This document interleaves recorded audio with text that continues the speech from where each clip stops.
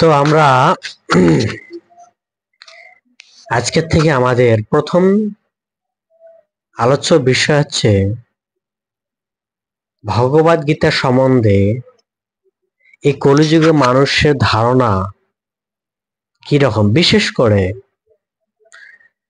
যারা সনাতন ধর্মে জন্মগ্রহণ করেছেন তাদের ধর্ম করার মনোবৃত্তিটা কি রকম এবং সেই মানুষগুলি কিভাবে তারা ধর্ম করে সেটা আমরা বুঝতে পারবো ভগবদ গীতার বিষয়ে যখন আমরা আলোচনা করব। তো আমরা প্রাথমিক ধারণা হচ্ছে ভগবদ গীতায় মানুষ, বিশেষ করে আমাদের সনাতন ধর্ম অবলম্বন ব্যক্তিরা, তারা ধর্মগ্রন্থকে তারা পড়তে চায় না। তারা ধর্মগ্রন্থকে শুধু জানে পূজা করতে হয়।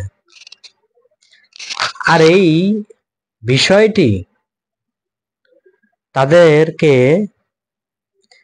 ভববন্ধন থেকে মুক্ত করার যে পন্থাটা সে না জানার কারণে সে আরো ধর্মের প্রতি বিরূপ আচরণ করতেছে। এই কলিযুগের মানুষ, সে কথায় ভগবান যুধিষ্ঠির মহারাজকে বর্ণনা করেছেন যে কলিযুগের মানুষ যারা ধর্ম করবে তারা ধর্মের প্রতি বিরূপ আচরণ করবে। শুধু একটা জাতি না, সমস্ত জাতি তারা যথার্থ ধর্মকে অবলম্বন করবে না। তারা মন গড়া মতো ধর্মকে তাদের ধারণ করবে। আর এই ধারণ করার কারণে তারা কি হচ্ছেন না, তাদের ধর্মের মূল বস্তুটাকে সে হারিয়ে ফেলতেছেন। ধর্মের মূল বস্তু যখন হারিয়ে যায় তখন সে কখনো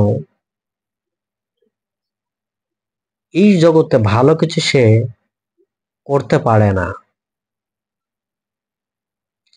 যাই হোক, সেই বিষয়ে আমাদের কলিযুগের মানুষ আমরা সেটা বুঝতে পারি না। আর এই কলিযুগের মানুষ তাদের মৌলিক চাহিদা পূরণ করার জন্য ব্যস্ত।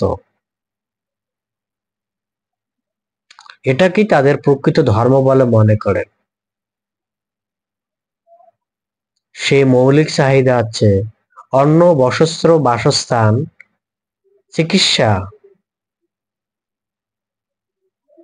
খাদ্য, বস্ত্র, এই পাঁচটি মৌলিক চাহিদা পূরণ করাই তাদের মূল ধর্ম।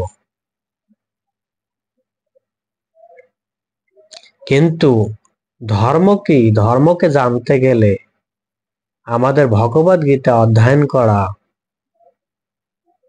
খুবই গুরুত্বপূর্ণ বিষয়। যেহেতু কলিযুগের মানুষ সেই ধর্মকে অবলম্বন করতে চায় না, তাই কলিযুগের মানুষ আজ সবকিছুতে বিষাদগ্রস্ত, সবকিছুতে হতাশাগ্রস্ত, সবকিছুতে তারা অশান্তি। আর এই অশান্তির মূল কারণ হচ্ছে ধর্মকে সে ধারণ করে না, ধর্মকে সে যাজন করে না। সেটি হচ্ছে তার অশান্তির মূল কারণ। ভগবদ গীতায় পাঁচটি বিষয় আলোচনা করা হয়েছে: ঈশ্বর, প্রকৃতি, জীব, কাল, কর্ম। আর এই পাঁচটি বিষয় যেহেতু এই জড়জগতের মানুষ এই পাঁচটি বিষয়কেই ভোগ করার জন্য ব্যতিব্যস্ত।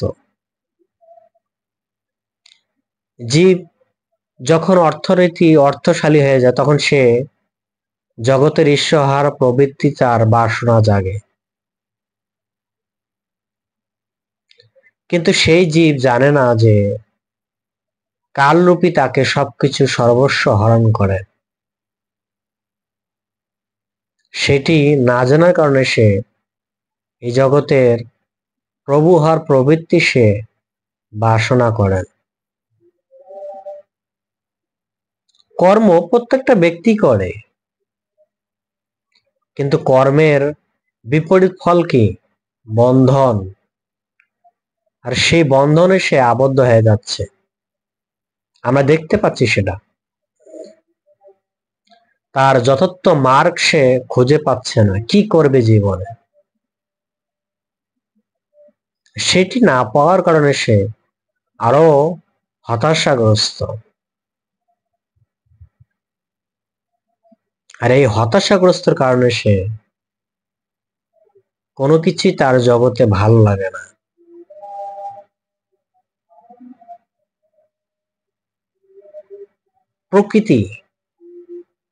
প্রকৃতি আমাদেরকে ত্রিগুণের দ্বারা দুঃখ প্রদান করতেছে,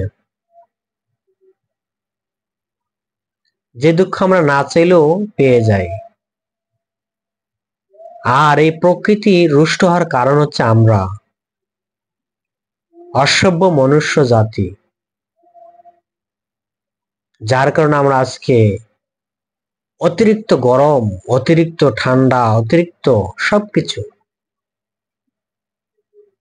প্রকৃতি আমাদের উপর অসন্তুষ্ট, আমাদের আচরণে বিরূপ প্রভাব।